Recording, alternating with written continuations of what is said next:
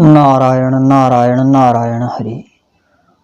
पुण्य और पाप, शुभ अशुभ, अच्छा बुरा, यह जीवन एक द्वंद्वात्मक है। इन द्वंद्वात्मक कर्मों में ही पूरा जीवन गुजर जाता है। और जब तक हम कर्ता बने हुए हैं तब तक यह दोनों ही होंगे, शुभ अशुभ, अच्छा बुरा, पुण्य पाप, कुछ भी कह लो, लेकिन यह होते ही रहेंगे, क्योंकि जब तक हम कर्ता हैं तब तक हम करने वाले हैं।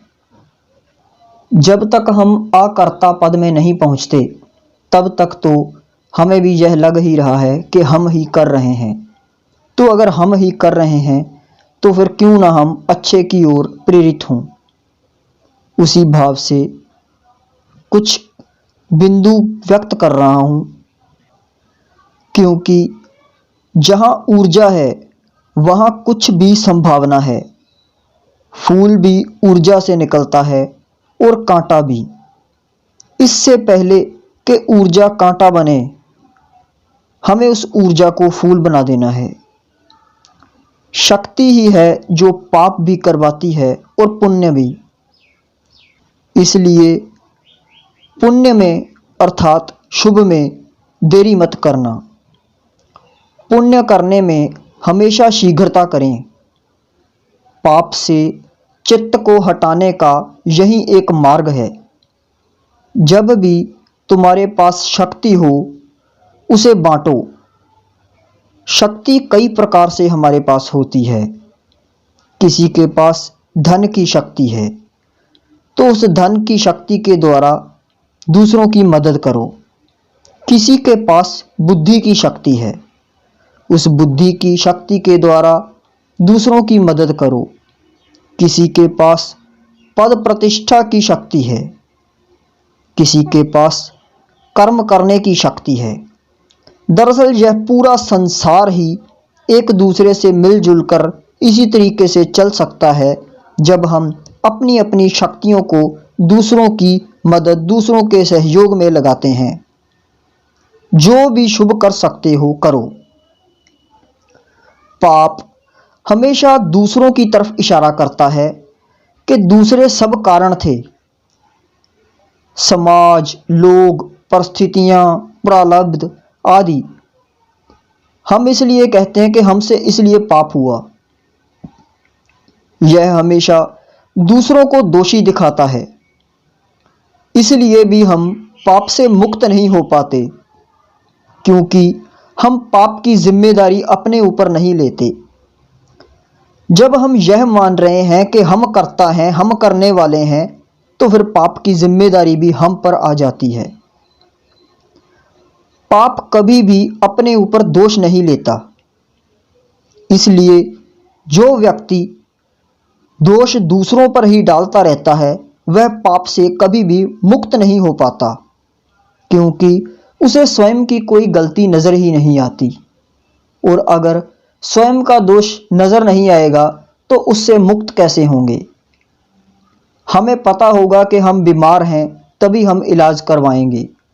हम मान ही नहीं रहे कि हम बीमार हैं तो इलाज कैसे संभव है। पुण्य निरंतर करते रहो। जब तुम कुछ अपने हाथों से या पैरों से या शरीर से कुछ नहीं भी कर रहे तब भी अच्छा सोचते रहो। अच्छा सोचना भी पुण्य है। तुम अगर दुनिया नहीं बदल सकते तो क्या हुआ, जमीन पर पड़ा एक कांटा ही उठा दो। कोई एक ऐसा छोटा सा कार्य ही कर दो जो कुछ व्यक्तियों को तो सुख देता हो, कुछ एक व्यक्ति को ही सुख देता हो। क्योंकि जो किसी के लिए सुख लाता है उसे भीतर से ही अनंत सुख प्राप्त होता है।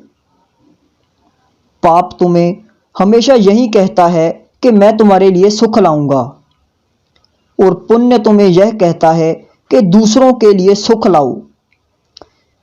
लेकिन पाप तुम्हें दुख में धकेल देता है। पाप तुम्हें सुख का धोखा दिखा के दुख लाता है, और पुण्य दूसरों को सुख देने के जरिए से तुम्हारी झोली सुख से भर देता है। जितना सुख और प्रेम को बांट सकते हो बांटो, नहीं तो समय तो बीत ही रहा है। ऊर्जा अर्थात शक्ति तो खर्च हो ही रही है, आयु तो बीत ही रही है। एक आदमी मर ही गया और जो उसके पास था बांटने योग्य बांट ना सका, तो बात समझ में आती है कि मरने वाले तो अब बेबस हैं, लेकिन जो जीवित हैं और बांटते नहीं, वो जीने के नाम पर केवल मर ही रहे हैं। इससे पहले कि मौत तुमसे सब छीन ले, उसे खुद अपने हाथों से बांटते चलो। इसलिए शुभ करने में, पुण्य करने में शीघ्रता करें। अगर तुम पुण्य अर्थात शुभ की तरफ चित्त नहीं लगाओगे तो पाप की तरफ चित्त जाएगा ही, क्योंकि ऊर्जा कहीं से तो बहेगी ही। आपने कभी ख्याल किया, अगर कोई बीच बाजार बांसुरी बजाने लगे और तुम बाजार जा रहे हो और तुम्हारा ध्यान एकाएक बांसुरी की तरफ चला जाए, उस बांसुरी की धुन में, उसके सुर में बाजार का सारा शोरगुल विलीन हो जाता है। बाकियों के लिए तो बाजार चल ही रहा है, उतना ही शोरगुल है, लेकिन हमारे लिए वह सब खो जाता है। हम उस धुन में रम जाते हैं, हमारा सारा ध्यान उस धुन में, उस बांसुरी की धुन में ही केंद्रित हो जाता है। ऐसा ही कभी कभी हम देखते हैं कि कहीं कोई मदारी तमाशा कर रहा होता है, और अगर हम बाजार के बीच खड़े हों तो पूरा ध्यान उस तमाशे में चला जाता है। बाजार से ध्यान ही हट जाता है कि कौन सी दुकानें हैं, कौन आ रहा है, कौन जा रहा है। तुम खड़े बाजार में हो पर ध्यान कहीं और लग गया। ऐसे ही एक और उदाहरण से भी समझ सकते हैं। तुम बाजार में खड़े हो, किसी ने तुम्हें संदेश दिया कि तुम्हारे घर में आग लग गई। अब तुम बाजार से भागे, अब तुम्हें बाजार में कुछ भी दिखाई ना पड़ा, कुछ भी सुनाई ना पड़ा, मात्र घर में लगी आग ही ध्यान में है। तुम्हारा पूरा ध्यान बाजार से कहीं और लग गया। बाजार में होते हुए भी तुम बाजार से कहीं और चले गए।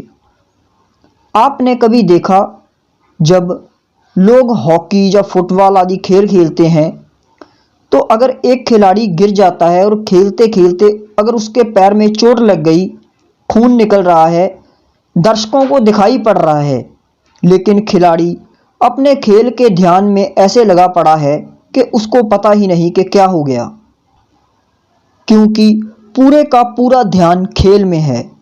तब चोट के दर्द का भी एहसास नहीं होता।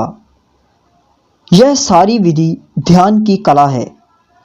असल में तुम मरते भी तब हो जब तुम्हारा ध्यान मृत्यु की तरफ चलता है। अगर तुम्हारा ध्यान जीवन की तरफ ही है तो मृत्यु भी एक मखौल हो जाती है। जब हमारा पूरा ध्यान चेतना की तरफ ही लगा हो तो मृत्यु भी दूर खड़ी होती है। यही कला पाप और पुण्य की भी है। अगर आपका पूरा ध्यान अच्छा करने में ही लगा हुआ है, शुभ करने में ही लगा हुआ है, पुण्य करने में ही लगा हुआ है, सबकी भलाई सोचने में ही लगा हुआ है, तो भला आपसे कुछ बुरा कैसे हो सकता है, कुछ अशुभ कैसे हो सकता है, क्योंकि पूरे का पूरा ध्यान ही शुभ की ओर है। पाप और पुण्य विकल्प हैं आपके सामने। अगर तुम्हारा ध्यान करुणा पर ही टिका है तो क्रोध कैसे करोगे? क्रोध आपको याद ही नहीं रहेगा। अगर तुम्हारा ध्यान दान पर लगा है, देने में लगा है, तो कृपणता कैसे करोगे? कंजूसी भूल ही जाओगे। क्रोध और करुणा एक साथ नहीं रह सकते, कृपणता और दान एक साथ नहीं रह सकते। तुम एक समय में एक ही तरफ ध्यान लगा सकते हो। श्रम के बगैर संपदा, आत्मा के बगैर आनंद, मानवता के बगैर ज्ञान, सिद्धांतों के बगैर राजनीति और नैतिकता के बगैर व्यापार, और त्याग बलिदान के बगैर पूजा और अर्चना, यह 7 जघन्य पाप हैं।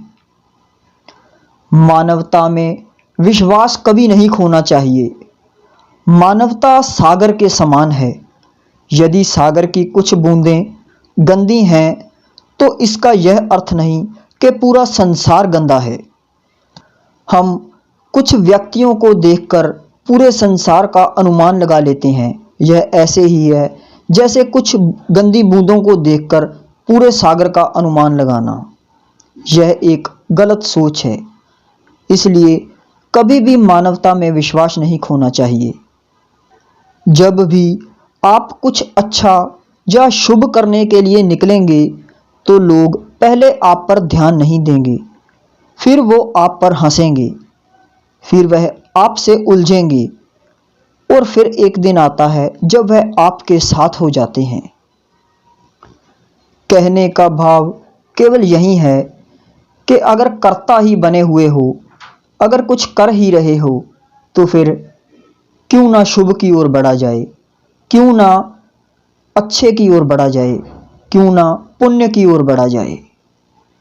चुनाव आपका है, द्वंद्व आपके सामने हैं, रास्ते आपके सामने हैं, चुनाव आपका है। नारायण नारायण नारायण हरि।